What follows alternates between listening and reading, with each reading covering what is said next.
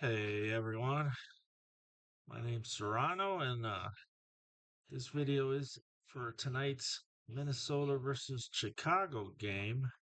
I don't really play FanDuel anymore. However, played it for about 5 years, enjoyed it, loved it.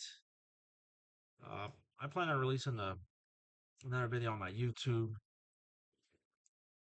kind of go over my FanDuel experience more. This video is just to kind of show people how I build lineups. And let's make it 5 minutes. Let's try not to go over 5 minutes. Just kind of seeing if you guys like this. Just set my timer here for now. 5 minutes. Let's go. Also, I'll probably talk forever. Um, but I do use a optimizer, and more times than not, I did use a RotoWire. And optimizers are cool because unless you sit down and kind of predict points for every player, uh, you don't really know what you're doing. With the optimizer here, you kind of got some filters here as far as projected points. So again, you can kind of actually you can just adjust this to your liking too. So if you are a little bit more knowledgeable on sports, optimizers, so thousands of people can use this, and that's how more people than not uh, come out with the same lineups. So if you do make some adjustments, you become a little bit more different and have a better chance of having a different lineup.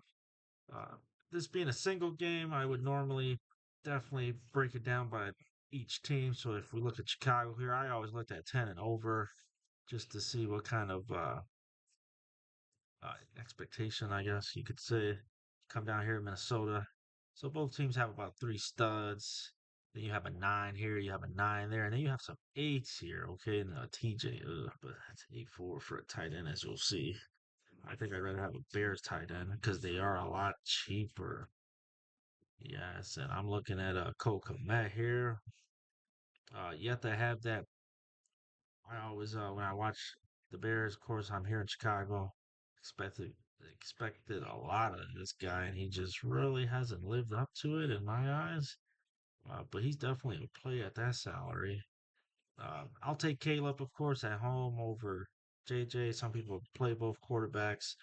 Tonight's game is more of a defensive teams. So of course, if this was a shootout, Patrick Mahomes against Allen, you definitely want to play both. Tonight, if you really wanted to, again, I usually only play a five-man contest, so I'm going up against four other people. I do like to, kind of look for JJ McCarty here to have a horrible game and have the other player outscore them. So let's start building one here. So of course I am a Chicago Bears fan. That would kind of steer me one way, but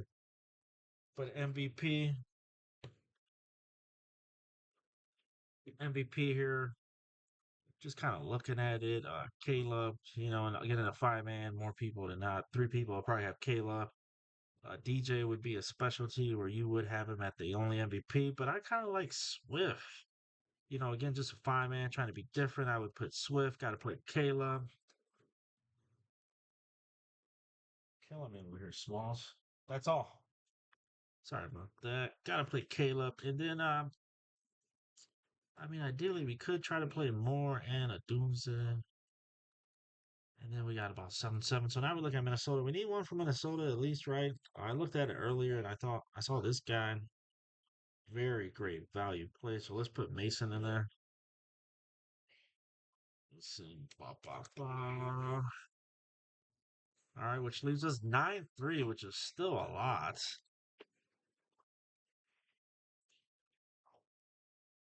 Okay, we got about a minute and a half here. Just trying to keep it at 5 minutes. So here you have nine. I think I saw like nine something. So we could play. Let's see. Wow, we could really probably just go back.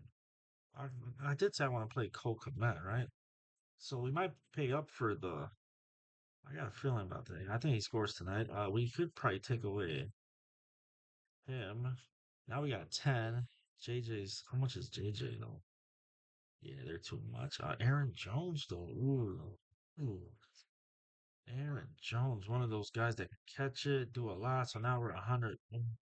So this is what I used to do. Obviously, you start with something and just see where you end up. Again, we don't need both. It's just kind of like DJ.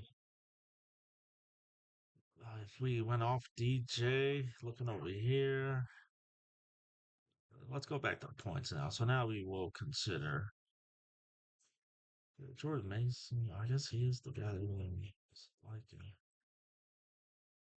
And this is where salary is just there to throw you off. Uh, so let's say we went off a Doomsday, took Cole out, put in Mason, right?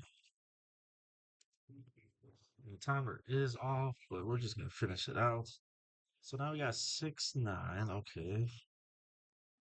Because some people, I mean, in a big guaranteed prize pool, this guy could win you it at the MVP. So let's see. So we still can't get JJ.